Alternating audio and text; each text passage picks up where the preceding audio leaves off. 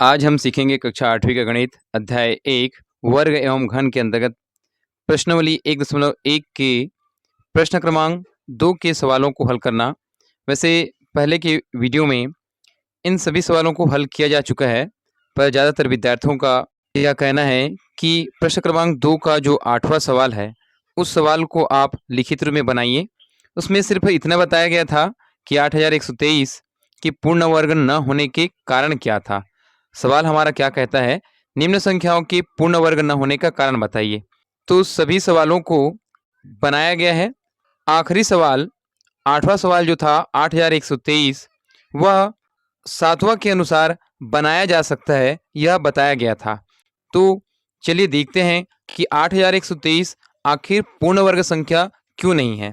पुस्तक के पृष्ठ क्रमांक 3 में देख सकते हैं, वहाँ साफ साफ लिखा गया है पूर्ण वर्ग संख्याओं के कुछ गुण के दौरान कि जिस संख्या की इकाई अंक में 2, 3, 7 व 8 हो वह कभी भी पूर्ण वर्ग संख्या नहीं होती है। हम सिर्फ उसको देख करके पहचान सकते हैं।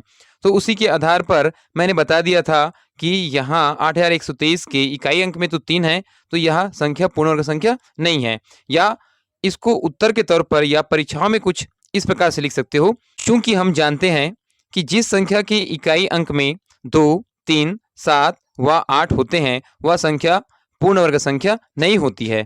यहाँ 8123 की इकाई अंक में 3 है, अतः 8123 एक पूर्ण वर्ग संख्या नहीं है। हमको सिर्फ उसके कारणों को बताना था। तो इस प्रकार से आप कारणों सहित बता सकते हैं कि 8123 जो है पूर्ण वर्ग संख्या क्यों नहीं है करके। या इससे पहले के सवालों को हम हल किए थे अभाज्य गुणनखंड विधि के माध्यम से।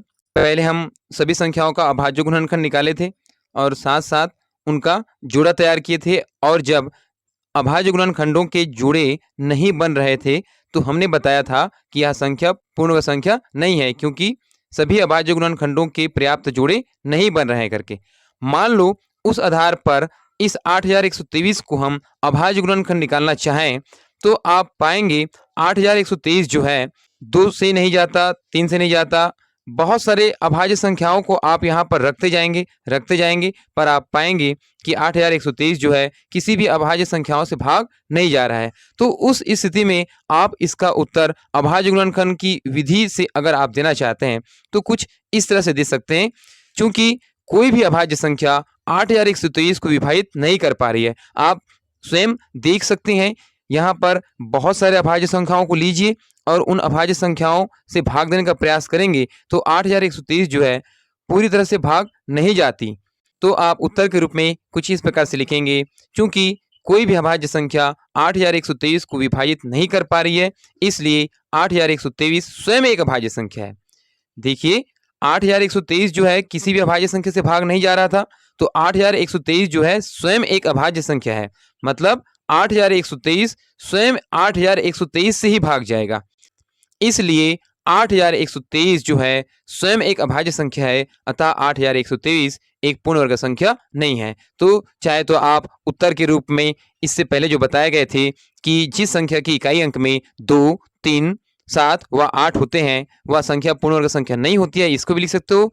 आशा करता हूँ आप लोगों को यह उत्तर अच्छा लगा होगा। वैसे पहले बता चुके थे, पर आप लोगों के कमेंट के द्वारा पूछे जाने पर इसको पुनः बताया जा रहा है।